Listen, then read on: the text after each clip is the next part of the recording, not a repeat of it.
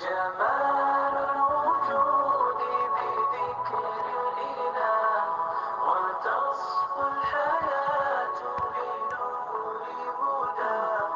جمال الوجود بذكر الإله وتصفو الحياة بنور هدى. وتطلب نفس له طاعة ويبلغ سعد إلى منتهى.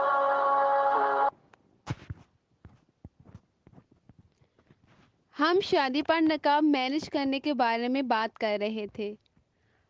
اب کچھ لوگ کہتے ہیں کہ شادی پہ کیوں نقاب کیا ہوا ہے، یا اتار دو، اس طرح سے انجوائے نہیں کر سکو گی۔ تو ایسے میں آپ نے پیار سے انہیں جواب دینا ہے کہ شادی پر نقاب نہ کرنے پر معافی نہیں ہے، اور اللہ کی حدود میں رہتے ہوئے ہی تو انسان انجوائے کر سکتا ہے۔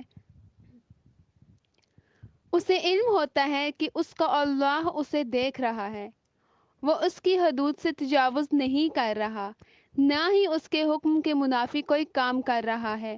تو ایسے میں انسان بہت پرسکون ہوتا ہے۔ اور پردے میں تو ایک اور آسانی یہ بھی ہوتی ہے کہ ہمیں کوئی دیکھ نہیں رہا ہوتا، بآسانی ہم انجوائے کر سکتے ہیں۔ اور جو یہ کہتے ہیں کہ کھانا کیسے کھاؤ گی، تو جب آپ اللہ کے لیے کچھ کریں گی تو اللہ آپ کے لیے وہاں سے راستے نکالے گا جہاں سے آپ کا گمان بھی نہیں ہوگا۔ رہی بات کھانے کی، تو پردہ آپ کو قید نہیں کرتا بلکہ آزاد کرتا ہے۔ آپ پردے میں بآسانی کھا سکتی ہیں۔ نقاب وہ لیں جس میں آپ خود کو ایزی فیل کریں، تاکہ آپ کے لیے مشکل نہ ہو۔ شروع میں ہو سکتا ہے آپ کو کھانے میں مشکل ہو، لیکن ہمت نہیں ہارنی۔ آہستہ آہستہ آپ عادی ہو جائیں گی، اور آپ کے لیے کھانا کھانا آسان ہو جائے گا انشاءاللہ۔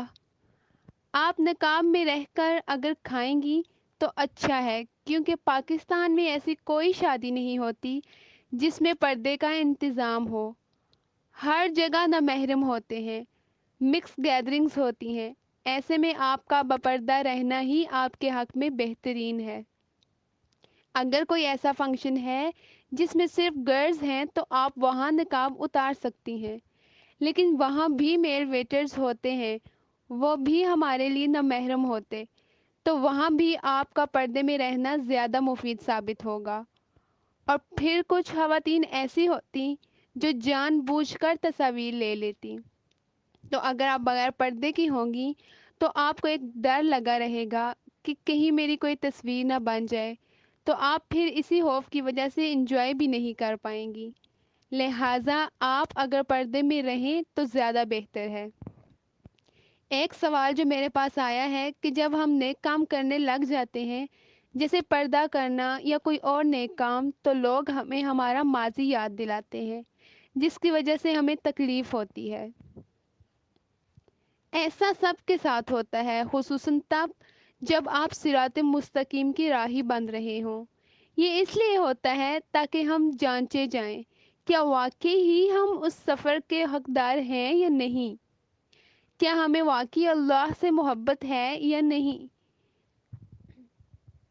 یہ ہماری آزمائش ہوتی ہے جو اللہ لے رہا ہوتا۔ اگر ہم اس دنیا میں کسی سے کہیں کہ ہمیں تم سے محبت ہے، تو وہ انسان ہو کر طرح طرح کے ہمارے امتحان لیتا ہے، تب جا کے وہ یقین کرتا ہے کہ آیا واقعی میں ہم اس انسان سے محبت کرتے ہیں۔ تو یہاں تو معاملہ اللہ کا ہے، جو مالک الملک ہے، جو الحی القیوم ہے۔ اس کا تو حق ہے ہمارا امتحان لینے کا، کیونکہ اگر اس کا ہونا ہے تو خالص ہو کر اس کے پاس جانا ہوگا۔ اسی لیے تو وہ دیکھتا ہے کہ میرا بندہ حقیقت میں میرا ہو کر آ رہا ہے یا مشکلات پڑنے پر واپس لوٹ جائے گا۔ تو آپ نے ایسا بالکل بھی نہیں کرنا۔ یہ مشکلات تو عارضی ہیں، لیکن ان مشکلات کے بعد اجر انتہائی حسین ہے۔ ان کٹھن مراحل سے گزر کر جو منزل آپ کی منتظر ہے وہ نہایت دلکش ہے۔ آپ کی نظر اپنی منزل پر ہونی چاہیے، نہ کہ راستے میں آنے والی مشکلات پر۔ جب آپ کی نظر آپ کی منزل پر ہوگی تب آپ کو مصائب بھی خوشنما لگیں گے، کیونکہ مومن کا معاملہ بڑا عجیب ہے۔ جب اسے خوشی ملتی ہے تو وہ اللہ کا شکر ادا کرتا ہے، اور جب اسے کوئی تکلیف پہنچتی ہے تو وہ اس تکلیف میں صبر کرتا ہے۔ سارا معاملہ خیر پر مبنی ہوتا ہے، اس لیے مشکلات سے گھبرانا نہیں بلکہ ہندا پیشانی سے مقابلہ کرنا ہے، کیونکہ ہم نے اللہ کو پانا ہے، اس کی جنت میں جانا ہے انشاءاللہ۔ تو سودا جتنا بڑا ہوگا پھر راستہ بھی اتنا ہی کٹھن ہوگا۔ یہ دنیا چھوڑ دی ہم نے تیری خاطر میرے مولا، یہ دنیا چھوڑ دی ہم نے تیری خاطر میرے مولا، یہ چاہت ہے کہ مل جائے سکون اب تیرے راستے میں۔ جب آپ اللہ کے لیے صبر کریں گی اور مشکلات کا سامنا کریں گی تو اللہ آپ کا ساتھ دے گا۔ قرآن کریم میں اللہ کا ارشاد ہے، وَمَن يَتَّقِ اللَّهَ يَجْعَل لَّهُ مَخْرَجًا، اور جو کوئی اللہ سے ڈرے گا وہ اس کے لیے مشکلات سے نکلنے کا راستہ پیدا کر دے گا۔ اللہ آپ کو اپنے ساتھ کی نوید سنا رہا ہے، آپ تنہا نہیں ہیں بلکہ اللہ آپ کے ساتھ ہے، اور جو آپ کو آپ کا ماضی یاد دلاتے ہیں ان کا معاملہ اللہ پر چھوڑ دیں، کیونکہ انسان کی فطرت میں یہ بات شامل ہے کہ وہ دوسروں کو خوش نہیں دیکھ سکتا۔ اللہ نے اسے صریح جھگڑالو پیدا کیا ہے۔ مجھے علم ہے اس وقت صبر کرنا بہت مشکل ہو جاتا ہے، لیکن اس وقت آپ ذہن میں حضرت محمد صلی اللہ علیہ وسلم کو لایا کریں۔ سب سے زیادہ اگر کسی کو اپنوں نے ستایا ہے تو نبی پاک صلی اللہ علیہ وسلم کو ستایا گیا، جن کے لیے یہ دنیا بنائی گئی ان کو ہی طائف کی وادی میں لہو لہان کیا گیا، ان کے اپنوں نے انہیں تکالیف دیں۔ ہمیں تو ان جیسی مشکلات کا سامنا ہی نہیں کرنا پڑتا جیسے ان کو تکالیف سہنی پڑیں۔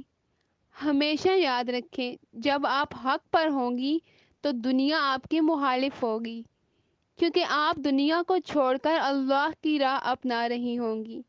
ایسے میں گھبرا کر پیچھے نہیں ہٹنا بلکہ ثابت قدمی دکھانی ہے، کیونکہ صحابہ کے رستے پر چلنا آسان کام نہیں۔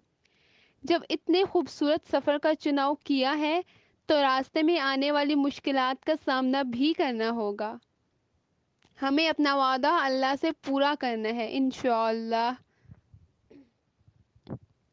میرے مولا تیری رحمت سے نکلا تیرے راستے میں، کروں گا میں مکمل اپنا وعدہ تیرے راستے میں انشاءاللہ۔ اور جو لوگ دوسروں کو ان کا ماضی یاد دلاتے ہیں انہیں صرف اتنا کہنا چاہوں گی کہ ایک بات یاد رکھیں، اگر کوئی آپ کی وجہ سے نیک کام کرتا ہے تو اس کا اجر آپ کے نامہ اعمال میں لکھا جاتا ہے، تو اسی طرح جب کوئی آپ کی وجہ سے اللہ کی طرف بڑھائے گئے قدم واپس موڑ لیتا ہے تو وہ بھی آپ کے نامہ اعمال میں لکھا جائے گا۔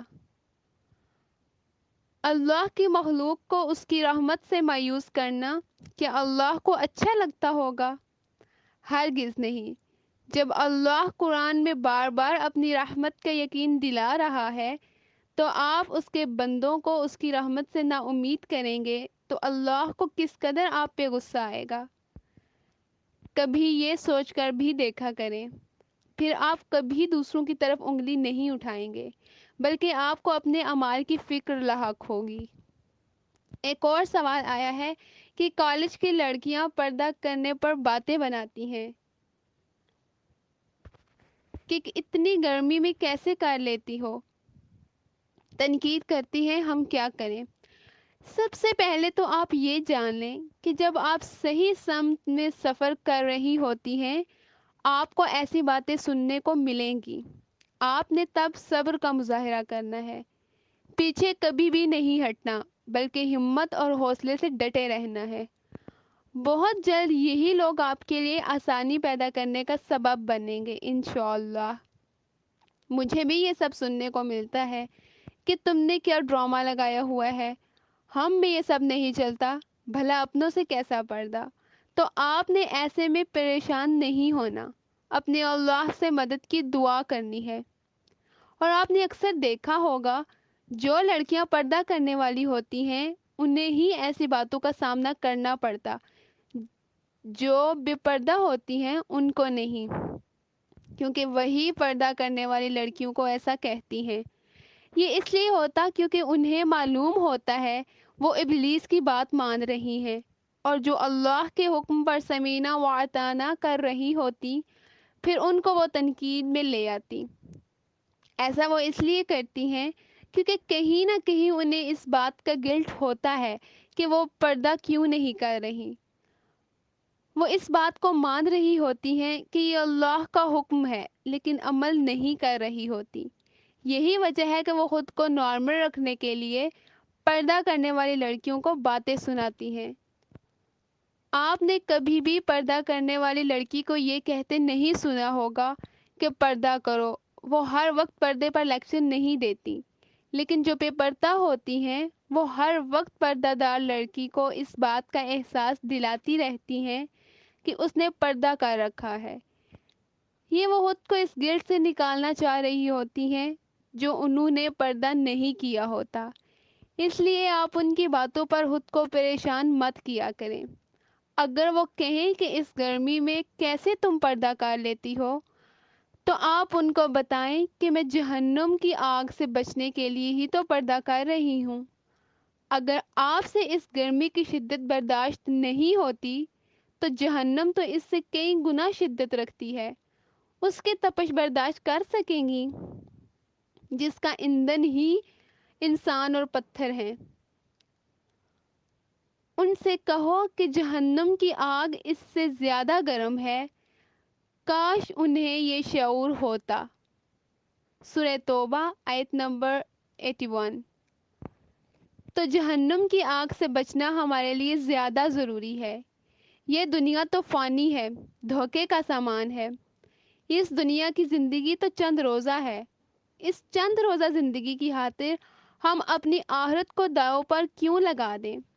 وہ زندگی تو دائمی ہے، ہمیشہ کے لیے ہمیں اس میں رہنا ہے، تو اس دائمی زندگی کے لیے ہمیں ابھی سے ہی تیاری کرنا ہوگی، ورنہ آخرت میں ہمارا انجام کیا ہوگا یہ ہمارے اعمال پر منحصر ہوگا۔